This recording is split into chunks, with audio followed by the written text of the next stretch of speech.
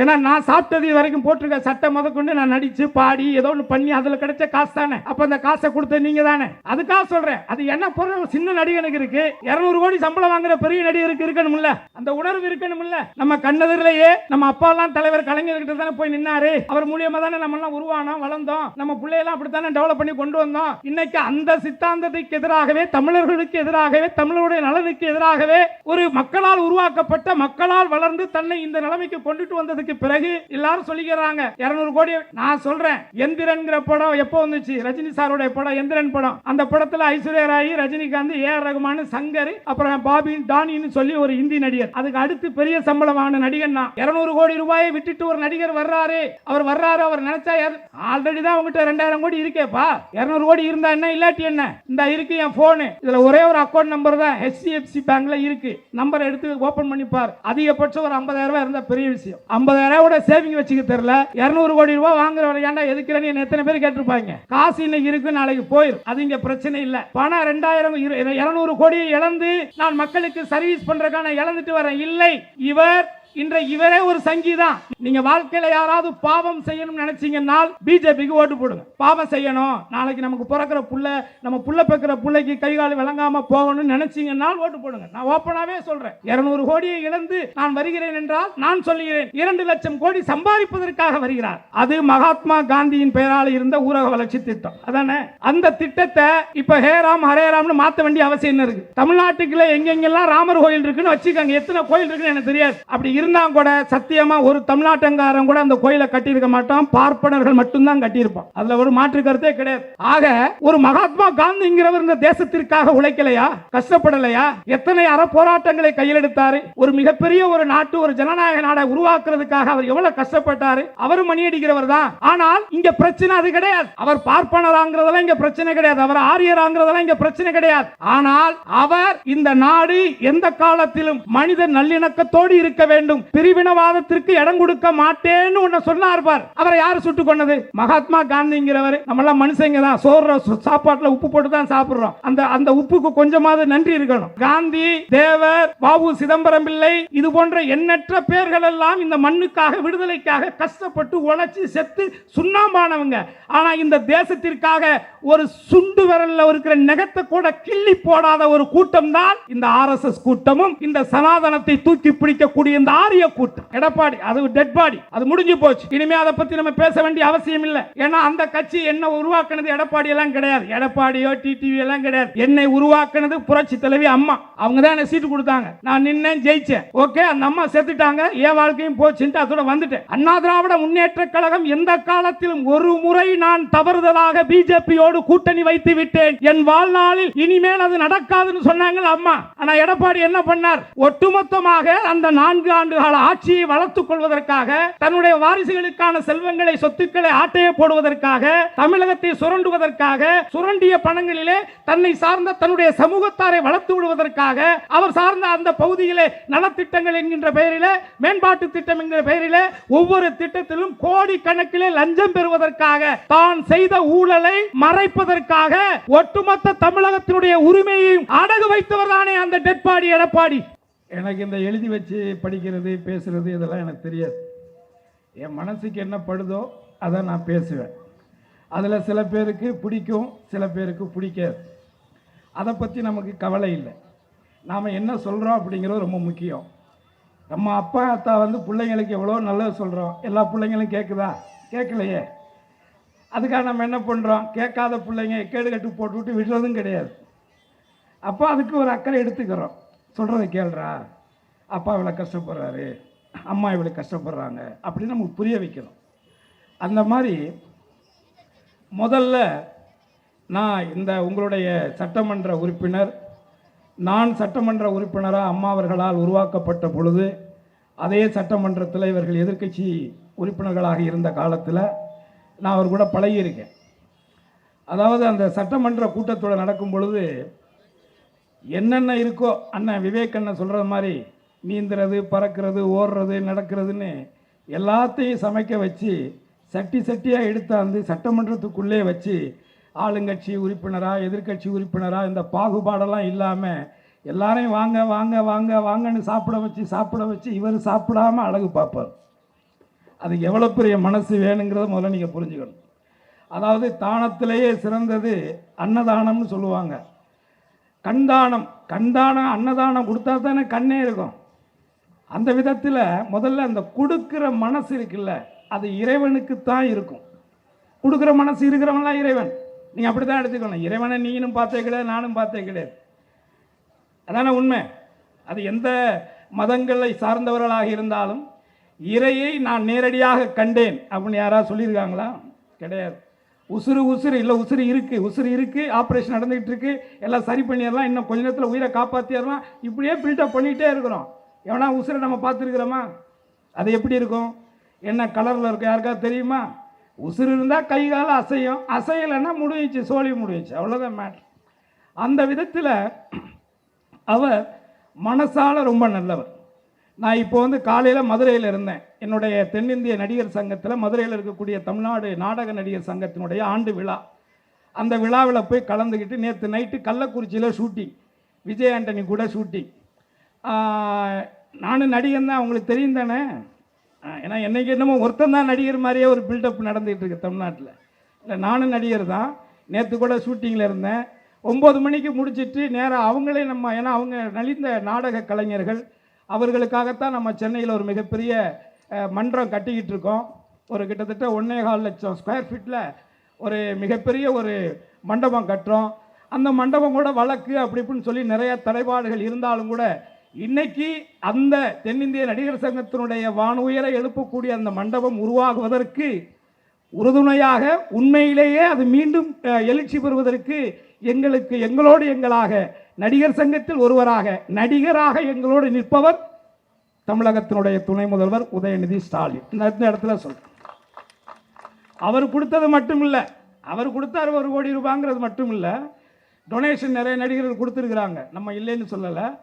ஆனால் தான் கொடுத்தது மட்டுமில்லாமல் தன்னை சார்ந்த நண்பர்களையும் கொடுக்க வச்சு அந்த மண்டபத்தை உருவாக்குறதுக்கு இன்னைக்கு வளர்ந்துருச்சு, முடிய போகுது. அந்த விதத்தில் ஒரு மிகச்சிறந்த ஒரு மனிதர் எனது அண்ணன், உங்களுடைய சட்டமன்ற உறுப்பினர் சுதர்சனம் அவர்கள். இவரை போன்றவர்கள் தான் பொது வாழ்க்கைக்கு தேவை. அவர் பெரிய கோடீஸ்வரர், உங்களுக்கு தெரியல, அவர் பெரிய பண்ணையார். மாம்பழம் சின்ன எங்கே இருக்குங்கிறது பிரச்சனை இருக்குது, ஆனால் மாம்பழம் இவர்கிட்ட தான் இருக்குது. அதை முதல்ல நீங்கள் புரிஞ்சுக்கணும். ஏன்னா ஒரு மாம்பழம் 2 மாம்பழம்லாம் கிடையாது. ஒரு சீசன் வந்துச்சுன்னா என் வீட்டுக்கு மாம்பழம் வரும். என் தோட்டத்தில் நான் ஒரு சிவகங்கையில் ஒரு சின்னதாக ஒரு 15 ஏக்கரில் ஒரு இடம் வாங்கி நானே அந்த கொரோனா டயத்தில் கஷ்டப்பட்டு அதை உருவாக்கினேன். அதில் மாம்பழம் முதமூணு காய்ச்சி அதை பேக் பண்ணி கொண்டாந்து என் பொண்டாட்டி கிரேஸுக்கிட்ட கொடுத்தேன். அதை சாப்பிடும்போது ஒரே அழுக. ஏன் கிரேஸ் ஒரு மாம்பழத்துக்கு அழுகிற அப்படின்னு கேட்டேன். இல்லை இத்தனை வருஷம் சுதர்சனம் தானே நம்ம கொடுத்துக்கிட்டு இருந்தாரு, இப்போ நம்ம தோட்டத்திலே நமக்கு வந்துருச்சேன்னு சொல்லி சந்தோஷப்பட்டான். அதையும் நான் சொல்லிடுறேன். அதனால் நல்லவர்கள் கிடைப்பது அரிது. ஔவையார் சொன்னது மாதிரி அரிது மானிடராய் பிறத்தல் அரிது, மானிடராய் பிறப்பினும் கூன் குருடு செவிடு வேடி நீங்கி பிறத்தல் அரிது. அந்த மாதிரி எத்தனையோ சட்டமன்ற உறுப்பினர்கள் இருந்தாலும், இன்க்ளூடிங் என்ன முதற்கொண்டு நான் சொல்கிறேன், இருந்தாலும் சுதர்சனை போன்ற ஒரு சட்டமன்ற மக்களுக்கு பணியாற்றக்கூடிய ஒரு நபர் கிடைப்பது அரிது. அதை நீங்கள் பயன்படுத்திக்கங்க அப்படிங்கிறது என்னுடைய ஒரு கோரிக்கைன்னு வச்சுக்கோங்க. ஆக நான் இந்த மேடையில் பேச வந்தது, அந்த மதுரை நிகழ்ச்சியை முடிச்சுட்டு இங்கேருந்து காரில் நைட்டு 9 மணிக்கு கிளம்பி மதுரையில் போய் அந்த நிகழ்ச்சியை முடிச்சுட்டு 1 மணிக்கு ஏர்போர்ட்டுக்கு, மதுரை ஏர்போர்ட்டுக்கு ஃப்ளைட்டை பிடிச்சி மறுபடியும் நான் வீட்டில் தூங்கக்கூட முடியாமல் வேறு வேட்டி சட்டையை கட்டிட்டு என் காரு, என் பொண்டாட்டி நாளைக்கு கிறிஸ்மஸ்ஸு ட்ரெஸ் எடுக்கிறதுக்காக வண்டி எடுத்துகிட்டு போனதுனால இவர் வண்டியை அனுப்ப சொல்லி அந்த வண்டியில் கிளம்பி வந்திருக்கிறேன். நான் பெரிய ஆளா சின்ன ஆளாங்கிறது மேட்ரு இல்லை. ஆனால் ஒரு நல்ல மனுஷன் ஒரு நிகழ்ச்சிக்கு முதல்ல கூப்பிட்டுருக்காரு, எப்படியாவது போயிடணுங்கிறதுக்கு தான் நான் வந்தேன். இங்கே வந்ததுக்கப்புறம் தான் ஒன்றிய செயலாளர் கருணாகரங்கிறது எனக்கு தெரியும். இங்கே இருக்க இப்போ உங்கள் எல்லாரையும் பார்க்கக்கூடிய ஒரு வாய்ப்பு எனக்கு கிடைச்சிருக்கு. அதனால் என்ன விஷயத்துக்காக இவர் கூப்பிட்டாரு, அதுக்காக வந்தோம். நான் என்ன உங்கள்கிட்ட சொல்லணும்னு நினைக்கிறேன் அப்படின்னா, நான் நடிகராக இங்கு வரல. நடிகராக வச்சுக்கிட்டாலும் கூட இந்த நடிகன், நான் ஒரு மேடை பாடகனாக இருந்து, ஒரு கிராமிய பாடகராக இருந்து, அதுக்கப்புறம் ஒரு கானா பாடகராக உருவாகி, அதுக்கப்புறம் முதல் தமிழ் பாப் இசை கலைஞனாக உருவாகி, அதுக்கப்புறம் லொடுக்கு பாண்டிங்கிற படத்தில், நந்தா படத்தில் லொடுக்கு பாண்டியாக உருவாகி இன்னைக்கு திண்டுக்கல் சாரதியில் வசந்தியோட புருஷனாக அறிமுகமாகி, ஏன்னா இப்படி பல முகங்கள் எடுத்து அந்த திண்டுக்கல் சாரதிங்கிற ஒரு படத்தில் நடித்ததன் மூலமாக, பல முறை சன் டிவியில் அதை போட்டதன் மூலமாக மக்கள் ஒவ்வொரு வீட்டுக்குள்ளேயும் உள்ளே போய் திருவாடனையில் கிட்டத்தட்ட என்ன 52 இருந்து 2016 வரைக்கும் அங்கே வந்து ஏடிஎம்கே ஜெயிச்சதே இல்லை. அந்த இடத்துல முறையாக ஜெயிச்ச ஒரே ஆள் நான் தான் வச்சுக்கோங்க. பட் இருந்தாலும் இந்த பதவிகளெல்லாம் பெற்று இன்றைக்கு நான் ஒரு மனுஷனாக இந்த உங்களுக்கு முன்னாடி நிற்கிறேன் அப்படின்னால் இதற்கு காரணகர்த்தா யார்? ஒரு கலைஞனாக வளர்ந்து நிற்கக்கூடிய நான் யார்? என்னுடைய மொழி தாய்மொழி தமிழ் மொழி, உங்களுக்கு நீங்கள் நானும் பேசுகிற மொழி, இதுதான் நம்மளை கனெக்ட் பண்ணுது. ரெண்டாவது, நீங்கள் ரசிக்கிறீங்க, சினிமா தட்டில் காசு கொடுக்குறீங்க. இன்றைக்கி ஓடிடியில் பார்த்தாலும் நீங்கள் அதுக்கு மாசான காசு கட்டுறீங்க, டிவியில் பார்த்தாலும் அதுக்கு வந்து பணம் கட்டுறீங்க. ஆக ஏதோ ஒரு ரூபத்தில் என்னை போன்ற எண்ணற்ற கலைஞர்களை வாழ வைக்கக்கூடியதும் நீங்கள் தானே, உண்மை தானே? இப்போ நான் 200 கோடி வாங்குறேன்னா 20 லட்சம் வாங்குறேனாங்கிறது பிரச்சனை இல்லை. அது கொடுக்கறது யாரு? நான் 200 கோடி நான் வந்து இப்போ ஒன்றும் இல்லைங்க. இன்றைக்கி எனக்கு நான் நடிக்கிற படத்துக்கு எனக்கு 40 லட்சம் 50 லட்சம் சம்பளம் கொடுக்குறாங்க. நான் எல்லா படம்லாம் நடிக்க மாட்டேன். எந்த நடிகை வீட்டு வாசலில் நான் நின்னது கிடையாது, எந்த டைரக்டர் வீட்டு வாசலில் நான் நின்னது கிடையாது, எந்த தயாரிப்பாளர் வீட்டுக்கு நான் போனதில்லை. ஏன்னா ஒரு உண்மையான கலைஞன் வாய்ப்புகளை தேடி பெறுவனால் நிச்சயமாக உண்மையான கலைஞனாக இருக்க முடியாது. அந்த கலையை மதித்து எவன் வந்து கூப்பிட்றான, ஒரு கரகாட்டக்காரியை நீங்கள் கூப்பிடணும் போனால் கூட அவங்கள போய் நீங்கள் புக் பண்ணணும். ஒரு கச்சேரிக்காரனை கூப்பிட போனால் கூட நீங்கள் அவனை போய் புக் பண்ணணும். அப்போ தான் அந்த கலைக்கு நீங்கள் மரியாதை கொடுத்து கூப்பிட்றீங்கன்னு அர்த்தம். ஸோ நான் கொஞ்சம் அந்த மாதிரியான விஷயங்களில் கொஞ்சம், ஏன்னா சின்ன வயசுலேருந்து கஷ்டப்பட்டு இந்த இடத்துக்கு வந்தால் அடுத்த நேரம் ஏன் எனக்கு வந்து தளபதி வந்து எத்தனையோ திட்டங்களை கொடுத்துருக்காரு.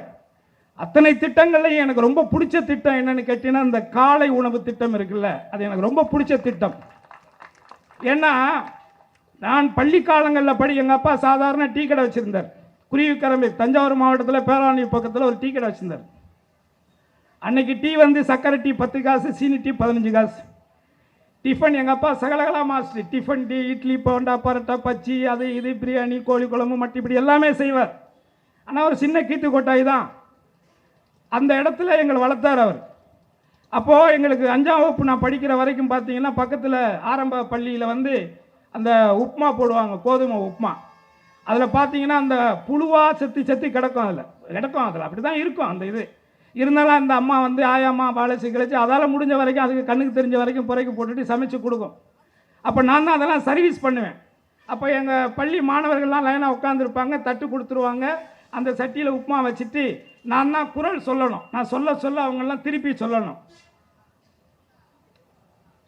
ஒரு குரலை வந்து நம்ம வந்து சொன்னோம்னா, பகுத்துண்டு சொல்லுங்க பாப்பா, பகுத்துண்டு பல்லுயிர் ஓம்புதல் நூலோர் தொகுத்தவற்றுள் எல்லாம் தலை அப்படின்னு சொன்னோன்னா கும்பிட்டுட்டு ஆளாளுக்கு ஒரு கரண்டியாக எடுத்து போட்டுட்டு நானும் சாப்பிடுவேன். சாப்பிட்டு முடித்த உடனே இந்த வேலையெல்லாம் செய்கிறேன்ல, காலையில் தண்ணி ஊற்றணும் மரத்துக்கு, மாமரத்துக்கு. எங்கள் 2 பீச்சார் முத்தையவேல் வாத்தியார் ரொம்ப ஸ்ட்ரிக்ட்டு, அடிப்பார். அதனால் காலையில் போய் மரத்துக்கெல்லாம் தண்ணி ஊற்றிட்டு இதெல்லாம் செஞ்சால் எனக்கு எக்ஸ்ட்ரா ஒரு தட்டில் அந்த கோதுமையை கொடுக்கும் அந்த அம்மா. அதை மூடி அப்படியே ஓட்டமாக ஓடி போயிட்டு 1 கிலோமீட்டர் தூரத்தில் எங்கள் அம்மாட்ட கொண்டே கொடுத்துட்டு மறுபடியும் திரும்பி ஓடியாந்து அந்த ஸ்கூலில் உட்காந்துருப்பேன். அந்த இடத்துல இருந்து இந்த இடத்துக்கு வந்தவண்ணா. அதனால தான் அந்த காலை உணவுனுடைய திட்டத்தினுடைய வலிமை தெரியும். அந்த உணவுக்கு கஷ்டப்பட்டவனுக்கு தான் அந்த திட்டத்தினுடைய வலிமை தெரியும். இன்னைக்கு ஒட்டுமொத்தமாக தமிழ்நாட்டில் இருக்கக்கூடிய அரசு பள்ளிகள் அத்தனை பள்ளிகள்லையும் குறிப்பாக இந்த குழந்தைகளுக்கான காலை உணவு திட்டம் இருக்கு.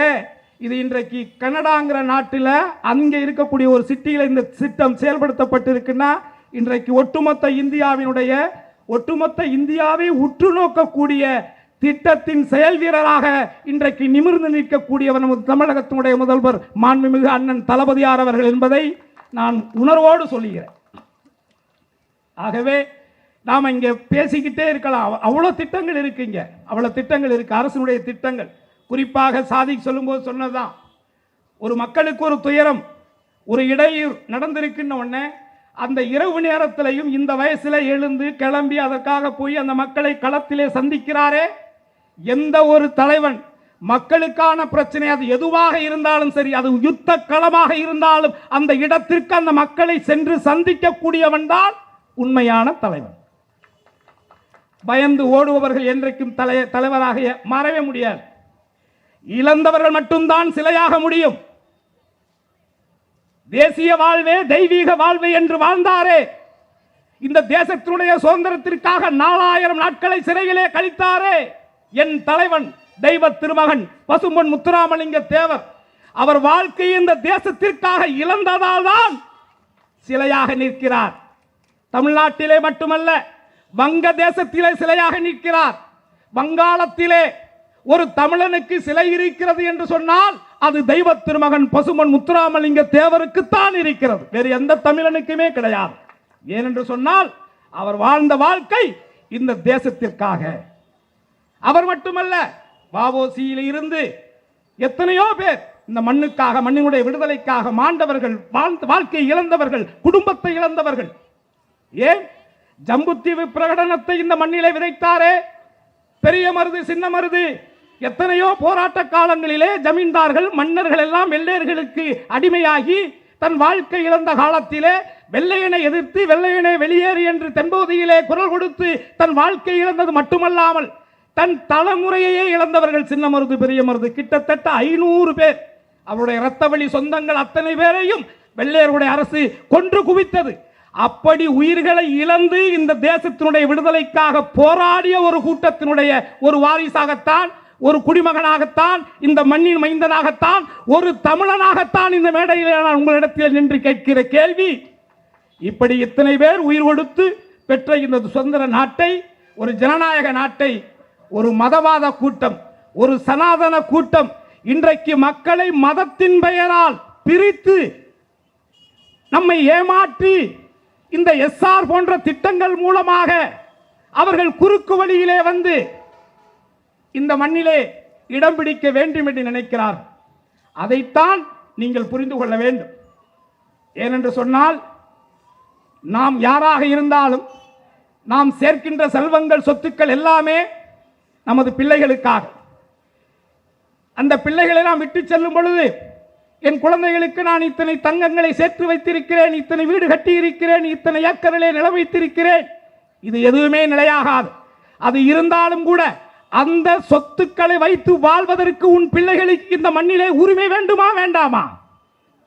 அந்த உரிமை இந்த சனாதன கூட்டங்களால் அந்த பறிக்கப்படும் என்கின்ற ஒன்றைத்தான் உங்களிடத்தில் நான் மற்றபடி நமக்கு என்ன இருக்கு? இங்கே இருக்கிற ஒருத்தருக்கு ஒரு சாமி இருக்கும். இப்போ நான் இருக்கிறேன், எனக்கு ஒரு சாமி இருக்குது. நான் என்ன சாமி, எங்கள் அப்பா அம்மா எங்கள் பாட்டன் முப்பாட்டன் எல்லாருமே பேசிக்காக சொல்லப்போனால், இன்னும் சொல்லப்போனால் நான்லாம் ஒரு பூசாரி, ஒரு பாரம்பரியமாக ஒரு பூசாரி குடும்பத்திலிருந்து வந்தால் எங்களுக்கு நாங்கள் சைவத்தை வழிபட்டவர்கள், நாங்கள் சிவனை வணங்கியவர்கள், முருகனை வணங்கியவர்கள். நாங்கள் திருநூறு எடுத்து இப்படி பட்டை அடிச்சுக்குவோம். எனக்கு ஒரு மதம் இருந்தது. அதுபோல் எத்தனையோ மதங்கள் இந்த நாட்டில், தமிழ்நாட்டிலேயே எத்தனையோ மதங்கள் இருக்கு. இங்கே இருக்கிறவங்கள்ட்டையே எத்தனையோ ஐயனாரை கும்பிட்றவங்க இருப்பாங்க. அந்த ஐயனாருக்கு எத்தனையோ பேர் இருக்கும். சின்ன கருப்பர் பெரிய கருப்பரை கும்பிடக்கூடியவங்க இருப்பாங்க.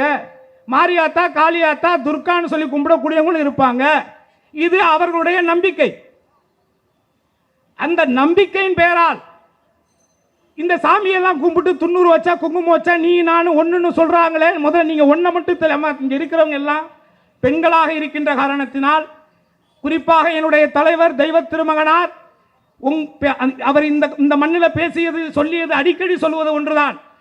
நான் தாய்மார்களை பார்க்கின்ற பொழுது, என் பெண்களை பார்க்கின்ற பொழுது நான் அன்றாட வழிபடக்கூடிய பராசக்தியின் மறு உருவமாக பார்க்கிறேன் அவர் சொல்லுவார் எப்போதுமே.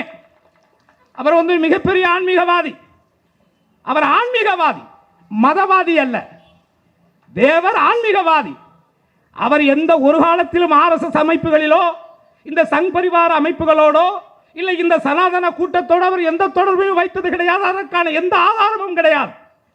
ஆக நீங்க ஒன்ன புரிஞ்சுக்கங்க, இந்து என்கின்ற ஒரு மதமே கிடையாது. நல்லா புரிஞ்சுக்கங்க, இந்துன்னு ஒரு மதமே கிடையாது.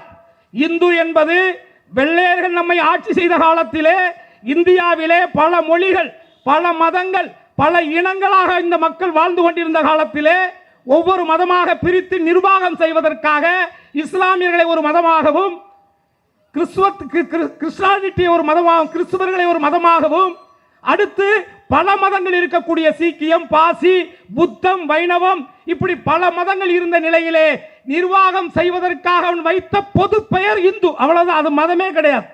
ஆனால் இந்து என்பது வேறு. இப்ப நீங்க நான் சிவனை கும்பிடுறேன், நீங்க பெருமாளை கும்பிடுறீங்க, நானும் இந்து வச்சுக்கலாம், தப்பு இல்லை. ஆனால் இந்து என்பது பொது பட்டியலில் இருக்கும். எல்லா இத்தனை மதங்களை சேர்த்த ஒரு பொது பெயர் இந்து. இந்துத்துவா என்பது வேறு. இங்க என்ன பிரச்சனைனா, இந்துத்துவா என்பது என்னங்கிறதா இங்க பிரச்சனை. அதை நீங்க காவி கலருக்கும் இந்த கலருக்கும் நிறைய வித்தியாசம் இருக்கு. தயவு செஞ்சு நீங்க அதை தான் புரிஞ்சுக்கணும். பார்ப்பனர்கள், குறிப்பாக ஆரியர்கள், பார்ப்பனர்கள் மணியடிக்கும் போதே அவர் சொல்ற மந்திரம் கடவுளுக்கும் புரியாது, உனக்கும் புரியாது, எனக்கும் புரியாது. என்ன, நல்லா புரிஞ்சுக்கங்க. எந்த கடவுளுக்கும் அந்த மந்திரம் புரியாது. அது அவர்கள் வாழ்வதற்காக உருவாக்கி கொண்ட ஒரு மந்திரம், அவ்வளவுதான். நீங்க அப்படித்தான் பார்க்கணும். அதை பெரியார கூட தான் சீக்கிரமா செத்துன்னு எத்தனை யாகங்கள் நடத்துனாங்க. அவரால் என்னால் முடியலன்னு அவராக தான் ரிட்டையர்மெண்ட் வாங்கிட்டு போனார். அதனால இங்க இது எல்லாம் நீங்க கேளுங்க, அதுக்குள்ள போனால் நம்ம நிறைய பேசலாம், அது தேவையில்லை. ஆனால் நீங்க ஒன்றை மட்டும் புரிஞ்சுக்கணும். இந்து மதம் என்கின்ற பெயராலே இந்த தமிழ்நாட்டிலே எத்தனையோ ஆயிரக்கணக்கான ஆண்டுகளாக மதங்களை பார்க்காமல் மனிதநேயத்தை மட்டுமே பார்த்து பழகிக்கொண்டு இணக்கமாக இருக்கக்கூடிய இந்த சமூக கூட்டத்தை இந்த ஆர்எஸ்எஸ் சங் பரிவார கூட்டங்கள் உள்ளே புகுந்து உன்னையும் என்னையும் எதிரியாக்கி அதற்குள்ளே மணியடிக்க பார்க்கிறார்கள் என்பதை மட்டும் நீங்கள் புரிந்து கொள்ள வேண்டும். ஆனால் ஒன்றை மட்டும் சொல்கிறேன், என்னை பொறுத்தவரை எனக்கு ஒரு சமுதாய அடையாளம் இருந்தாலும் கூட நான் தாய்மொழி தமிழ் தான். அதில் ஒன்று வேற ஒன்றும் கிடையாது. என்ன முதல்ல நான் சொன்னதுதான், உங்களால் உருவாக்கப்பட்ட நடிகனாக இன்றைக்கு வளர்ந்து நிற்கக்கூடிய நான், உங்களுக்கு ஒரு பிரச்சனை என்று வருகின்ற பொழுது அதை வேடிக்கை பார்க்கக்கூடியவனாக நான் இருக்க மாட்டேங்கிறத நான் இந்த இடத்துல சொல்றேன். அவ்வளவுதான். நாளைக்கு இங்க இருக்கக்கூடிய சோழாவரமாக இருந்தாலும் சரி, முண்டியம்மன் நகராக இருந்தாலும் சரி, ரெட்டில்ஸா இருந்தாலும் சரி, இதை தாண்டி போற திருவள்ளூர் மாவட்டத்தில் எங்க இருந்தாலும் சரி, எந்த இனமாக இருந்தாலும் சரி, அது தமிழ்நாடாக இருந்தால் எந்த ஒரு பிரச்சனையாக இருந்தாலும் அந்த இடத்திலே நிச்சயமாக நான் வருவேன். எனக்கு முன்பாக தமிழகத்தினுடைய முதல்வர் மு.க. ஸ்டாலின் அண்ணன் அவர்கள் வருவார். இதுதான் நம்ம மைய கருத்து. மதவாத கூட்டத்தால் மனிதனுடைய சமூக நல்லிணக்கத்தை சீர்குலைக்க திட்டமிடுகின்ற இந்த சங் பரிவார கூட்டத்திற்கு எதிரான ஒரு வார் தான் வரக்கூடிய தேர்தல். இதை மட்டும் நீங்க புரிஞ்சுக்கங்க. இது ரொம்ப ரொம்ப முக்கியம். இது ரொம்ப ரொம்ப ரொம்ப ரொம்ப முக்கியம். ஏன்னா நம்ம அவங்கள உள்ள விட்டுட்டீங்கன்னா நம்மளுடைய மொழி அழிஞ்சிடும். ஒரு மொழி அழிந்தாலே ஒரு இனம் அழிஞ்சிடும். இது ஏதோ ஒரு இனம் இல்லை. நீ எத்தனை வருஷ வரலாறை எடுத்து பார்த்தீங்கன்னாலும் கூட எல்லாம் புது புது கதையாக சொல்லுவாங்க. இந்த இப்போ அண்ணன் சொன்னது மாதிரி, சட்டமன்ற உறுப்பினர் சொன்னது மாதிரி, இன்னைக்கு 100 நாள் வேலை திட்டம். நான் கிராமத்தில் தான் வாழ்கிறேன். இப்போவும் சென்னையில் ஷூட்டிங் இருந்தால் வர்றேன். மற்ற நேரம் எல்லாம் நான் சிவகங்கையில் தான் இருக்கேன். எங்கள் ஊருக்கு பக்கத்தில் தாஞ்சூரில் தான் இருக்கேன். அங்கே இந்த 100 நாள் வேலையில் நல்லா உங்களுக்கு தெரியும், வயசானவங்களை வீட்டில் வச்சிருக்கும் பொழுது அவங்கள ஒரு தொந்தரவாக ஒரு ஏதோ ஒரு அவங்கள ஒரு என்ன சொல்றது, ஒரு இதாக தான் ஒரு மரியாதை இருக்காது. உண்மை அது. சில குடும்பங்கள் அபூர்வமாக இருந்தால் உண்டு. ஆனால் அந்த மாதிரி வயசானவங்களாக இருக்கக்கூடியவர்களை வீட்டில் இல்லாமல் அவங்க சும்மா போய் ஒரு மரத்தடியில் உட்கார்ந்துருந்தாலும் கூட அவங்களுக்குன்னு ஒரு வேலை வாய்ப்பு திட்டத்தை கொடுத்து கிட்டத்தட்ட 10 வருடம் 15-16 வருடங்களாக இருந்த ஒரு செயல் திட்டம் ஆண்டுக்கு அன்றைக்கு காங்கிரஸ் ஆட்சியில் போடப்பட்ட பொழுது 40,000 கோடி ரூபாய் அதற்கான செலவு திட்டங்கள். அன்றைக்கு அதை செயல்படுத்த முடியாத பொருளாதார நிலைப்பாடு இருந்த பொழுதும் அதை துணிச்சலாக அன்றைக்கு செயல்படுத்தி இதுவரைக்கும் சரியாக போய்கிட்டு இருந்த ஒரு திட்டத்தை திடீரென்று 100 நாள் 125 நாள்னு சொன்னா, அப்ப 100 ரூபா சம்பளம் வாங்குறவனுக்கு உனக்கு 125 ரூபா நாளையில இருந்தா நீங்க என்ன நினைப்பீங்க? சூப்பர்ரா அப்படி நினைப்பீங்கல்ல? அப்படி நினைக்கிறது மாதிரி தான் இது ஏமாத்துறது. 125 நாள்னு சொல்லிட்டு இந்த திட்டத்தை எப்படி க்ளோஸ் பண்ணலாம், அவங்களுடைய எண்ணங்களை புரிஞ்சுக்கங்க தயவு செஞ்சு. அது மகாத்மா காந்தியின் பெயரால் இருந்த ஊரக வளர்ச்சி திட்டம் அதானே. அந்த திட்டத்தை இப்ப ஹேராம் ஹரேராம்னு மாற்ற வேண்டிய அவசியம் என்ன இருக்கு? தமிழ்நாட்டுக்குள்ள எங்கெங்கெல்லாம் ராமர் கோயில் இருக்குன்னு வச்சுக்கோங்க. எத்தனை கோயில் இருக்குன்னு எனக்கு தெரியாது. அப்படி இருந்தால் கூட சத்தியமா ஒரு தமிழ்நாட்டங்காரன் கூட அந்த கோயிலை கட்டியிருக்க மாட்டான். பார்ப்பனர்கள் மட்டும்தான் கட்டியிருப்பான். அதில் ஒரு மாற்று கருத்தே கிடையாது. ஆக ஒரு மகாத்மா காந்திங்கிறவர் இந்த தேசத்திற்காக உழைக்கலையா, கஷ்டப்படலையா? எத்தனை அறப்போராட்டங்களை கையில் எடுத்தாரு. ஒரு மிகப்பெரிய ஒரு நாட்டு, ஒரு ஜனநாயக நாடை உருவாக்குறதுக்காக அவர் எவ்வளவு கஷ்டப்பட்டாரு. அவரும் மணி அடிக்கிறவர் தான். ஆனால் இங்க பிரச்சனை அது கிடையாது. அவர் பார்ப்பனராங்கிறதெல்லாம் இங்க பிரச்சனை கிடையாது. அவர் ஆரியராங்கிறதெல்லாம் இங்க பிரச்சனை கிடையாது. ஆனால் அவர் இந்த நாடு எந்த காலத்திலும் மனித நல்லிணக்கத்தோடு இருக்க வேண்டும், பிரிவினவாதத்திற்கு இடம் கொடுக்க மாட்டேன்னு ஒன்று சொன்னார் பார். அவரை யார் சுட்டு கொண்டது? மகாத்மா காந்திங்கிறவர். நம்மளாம் மனுஷங்க தான், சோறு சாப்பாட்டில் உப்பு போட்டு தான் சாப்பிட்றோம்.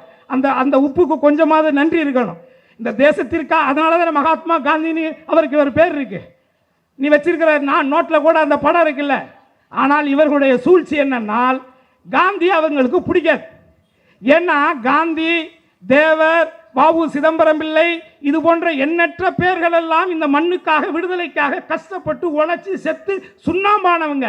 ஆனா இந்த தேசத்திற்காக ஒரு சுண்டு விரல்ல இருக்கிற நெகத்தை கூட கிள்ளி போடாத ஒரு கூட்டம் தான் இந்த RSS கூட்டமும், இந்த சனாதனத்தை தூக்கி பிடிக்கக்கூடிய இந்த ஆரிய கூட்டம். எந்த ஒன்று இந்த மண்ணுக்காக எதையுமே இழக்காமல் இன்னைக்கு ஒட்டுமொத்த மக்களை உட்கார வச்சு மணி அடிக்கணும்னு ஆசைப்படுறாங்களே, அதை மட்டும் நீங்க புரிஞ்சுக்கங்க.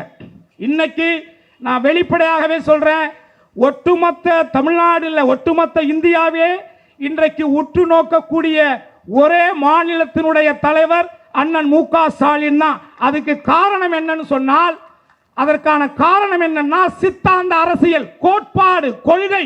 அவர் அன்றைய காலத்திலிருந்து பேரறிஞர் அண்ணா அவர்கள் உருவாக்கிய திராவிட முன்னேற்ற கழகத்தில் இருந்து இன்றைக்கு இருக்கக்கூடிய துணை முதல்வராக இருக்கக்கூடிய அருமை சகோதரர் உதயநிதி ஸ்டாலின் வரைக்கும் வா போட்டு பாப்போம்னு கூப்பிடுறாங்கல்ல. ஒருத்தர் இருக்கான்னு சொல்லுங்க நீங்க, ஒட்டுமொத்த இந்தியாவில் ஒரு முதலமைச்சர் வாடா போட்டு பார்த்தலாம் வான்னு கூப்பிடுறாருல. ஏன்னா நம்மளுடைய இதுதான் நம்மளுடைய சித்தாந்தம், இதுதான் நம்மளுடைய மண், இதுதான் நமது கொள்கை. அந்த அடிப்படையில் தான் அவர் சொல்றார். ஆக இந்த மாதிரியான சூழல் வரக்கூடிய சூழல்ல நீங்க நல்லா புரிஞ்சுக்கங்க. சகோதரர் சாதி கூட சொன்னார், எடப்பாடி அது டெட் பாடி, அது முடிஞ்சு போச்சு, இனிமே அதை பத்தி நம்ம பேச வேண்டிய அவசியம் இல்லை. ஏன்னா அந்த கட்சி என்ன உருவாக்குனது எடப்பாடி எல்லாம் கிடையாது, எடப்பாடியோ டிடிவி எல்லாம் கிடையாது. என்னை உருவாக்குனது புரட்சி தலைவி அம்மா. அவங்க தான் எனக்கு சீட்டு கொடுத்தாங்க, நான் நின்னேன், ஜெயிச்சேன். ஓகே, அந்த அம்மா செத்துட்டாங்க, என் வாழ்க்கையும் போச்சுன்ட்டு அதோட வந்துட்டேன். ஏன்னா அதுக்கப்புறம் இவங்க ஏதாவது செய்வாங்கன்னு பார்த்தேன், எதுவும் செய்யலை. செய்வாங்கன்னா எனக்கு செய்வாங்களான்னு நினச்சிடாதீங்க. நான் எச்ச சோறுலாம் சாப்பிடவே மாட்டேன், கஞ்சி சோறாக இருந்தாலும் உழைச்சி தான் சாப்பிடுன்னு நினைப்பேன், அது என்னுடைய கேரக்டர்.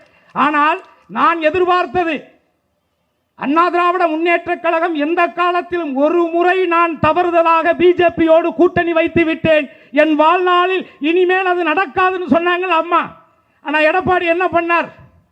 ஒட்டுமொத்தமாக அந்த 4 ஆண்டு கால ஆட்சியை வளர்த்துக் கொள்வதற்காக, தன்னுடைய வாரிசுகளுக்கான செல்வங்களை, சொத்துக்களை ஆட்டையை போடுவதற்காக, தமிழகத்தை சுரண்டுவதற்காக, சுரண்டிய பணங்களிலே தன்னை சார்ந்த தன்னுடைய சமூகத்தாரை வளர்த்து விடுவதற்காக, அவர் சார்ந்த அந்த பகுதியிலே நலத்திட்டங்கள் என்கின்ற பெயரிலே, மேம்பாட்டு திட்டம் என்கிற பெயரிலே ஒவ்வொரு திட்டத்திலும் கோடி கணக்கிலே லஞ்சம் பெறுவதற்காக, தான் செய்த ஊழலை மறைப்பதற்காக ஒட்டுமொத்த தமிழகத்தினுடைய உரிமையையும் அடகு வைத்தவர் தானே அந்த டெட்பாடி எடப்பாடி.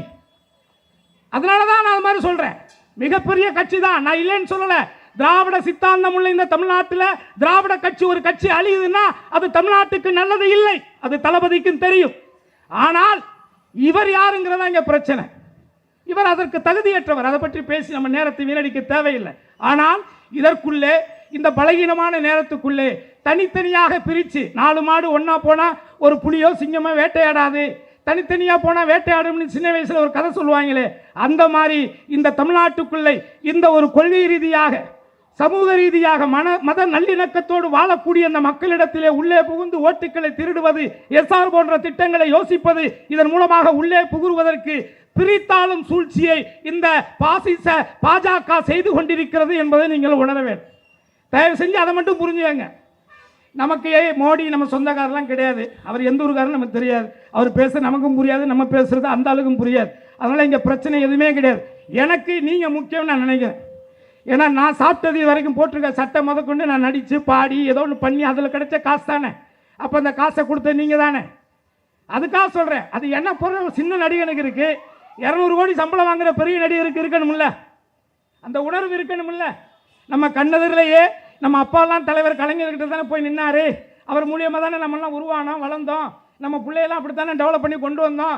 இன்னைக்கு அந்த சித்தாந்தத்துக்கு எதிராகவே, தமிழர்களுக்கு எதிராகவே, தமிழருடைய நலனுக்கு எதிராகவே ஒரு மக்களால் உருவாக்கப்பட்ட, மக்களால் வளர்ந்து தன்னை இந்த நிலைமைக்கு கொண்டுட்டு வந்ததுக்கு பிறகு எல்லாரும் சொல்லிக்கிறாங்க 200 கோடி. நான் சொல்கிறேன், எந்திரன்கிற படம் எப்போ வந்துச்சு? ரஜினி சாருடைய படம் எந்திரன் படம். அந்த படத்தில் ஐஸ்வர்யா ராய், ரஜினிகாந்த், ஏஆர் ரகுமான், சங்கர், அப்புறம் பாபி டானின்னு சொல்லி ஒரு இந்தி நடிகர். அதுக்கு அடுத்து பெரிய சம்பளம் வாங்கின நடிகன் நான். 6வது பெரிய சம்பளம் நான் தான் வாங்கினேன் அந்த படத்தில். ஆனால் அப்பொழுதுதான் நான் சார்ந்த என் மக்களுடைய அடிப்படை உரிமைகள், மறுக்கப்படுகின்ற உரிமைகள், மக்கள் தொகையின் அடிப்படையில் என் மக்களுக்கான இடஒதுக்கீடு போன்ற நிலைகளை வரையறுத்து அதற்காகத்தான் நான் இந்த முக்குளத்தோர் புலிப்படைங்கிற கட்சியை நான் ஆரம்பித்தேன். இப்போ நான் பொருளாதார ரீதியாக அதுக்கு பின்னாடி கீழே தான் விழுந்திருக்கேன். ஆனால் ஏதோ ஒரு 10 பேருக்காகவாது நான் உண்மையாக வேலை செஞ்சுட்டு இருக்கேங்க, ஒரு சின்ன சந்தோஷம் இருக்கு என் மனசுக்குள்ள. அப்போ அந்த அடிப்படையில் 200 கோடி ரூபாயை விட்டுட்டு ஒரு நடிகர் வர்றாரு, அவர் நினைச்சா ஆல்ரெடி தான் உங்ககிட்ட 2000 கோடி இருக்கேப்பா. 200 கோடி இருந்தால் என்ன, இல்லாட்டி என்ன? இந்த இருக்கு என் ஃபோனு, இதில் ஒரே ஒரு அக்கௌண்ட் நம்பர் தான் HDFC பேங்க்கில் இருக்குது. நம்பரை எடுத்து ஓப்பன் பண்ணிப்பார். அதிகபட்சம் ஒரு 50,000 இருந்தால் பெரிய விஷயம். 50,000 கூட சேவிங் வச்சுக்க தெரில. 200 கோடி ரூபா வாங்குறவரை ஏன்டா எதுக்குறேன்னு என்ன எத்தனை பேர் கேட்டிருப்பாங்க. காசு இன்னைக்கு இருக்கு, நாளைக்கு போயிடும். அது இங்கே பிரச்சனை இல்லை. பணம் 200 கோடியை இழந்து நான் மக்களுக்கு சர்வீஸ் பண்ணுறதுக்கான இழந்துட்டு வரேன் இல்லை. இவரே ஒரு சங்கி தான். நீங்கள் நல்லா புரிஞ்சுக்கங்க, இது பெரிய விளையாட்டு, இது ஒரு பெரிய கேம். இந்த தமிழ்நாட்டுக்குள்ள தமிழர்களை பிரித்தாண்டு பாஜக ஏதாவது ரூபத்தில் தமிழகத்தில் தன்னுடைய காலை பதிக்கணும்னு நினைக்குது. அது சத்தியமாக முத்துவேல் கருணாநிதி ஸ்டாலின் இருக்கும் வரை, அவருடைய மகன் உதயநிதி ஸ்டாலின் இருக்கும் வரை, என்னை போன்ற மனித நேயத்தையும் மதத்தின் பெயரால் மக்களை பிரிக்கின்ற அந்த பாசிச சக்திகளை எதிர்க்கின்ற கடைசி உயிர் இருக்கும் வரை உங்களால் தமிழகத்துக்குள்ளே கால் ஊன்ற முடியாது. அது நைனாவா இருக்கட்டும், அவங்க நைனாவா இருக்கட்டும், யாராக வேணாலும் இருக்கட்டும், அதுக்கு வாய்ப்பு நம்ம கொடுத்துடக்கூடாது. நீங்கள் வாழ்க்கையில் யாராவது பாவம் செய்யணும்னு நினைச்சீங்கன்னா பிஜேபிக்கு ஓட்டு போடுங்க. பாவம் செய்யணும், நாளைக்கு நமக்கு பிறக்கிற புள்ள, நம்ம புள்ள பிறக்கிற பிள்ளைக்கு கை கால் விளங்காமல் போகணும்னு நினைச்சீங்கன்னா ஓட்டு போடுங்க. நான் ஓப்பனாகவே சொல்கிறேன். ஏன்னா அவ்வளோ பெரிய கொடுமையானவங்க. நீங்கள் வெளியில் பேசுகிற யோசிக்காதீங்க.